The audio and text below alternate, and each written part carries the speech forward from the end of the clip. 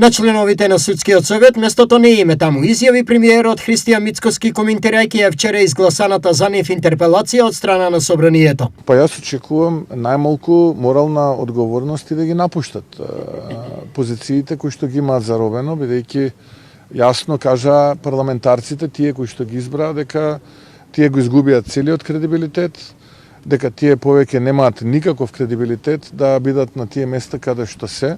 Впрочем, тоа тие го докажуваат со изборот на партискиот врховен судија, кој што доаѓа од Демократската унија за интеграција, кој што е вршител на должноста, знаете како гласа, не треба јас тука да објаснувам. Така што, со еден збор, последниот штит кој е во одбрана на поранешната владина коалиција СДСМ-ДУИ се неколкумина обвинители и суди.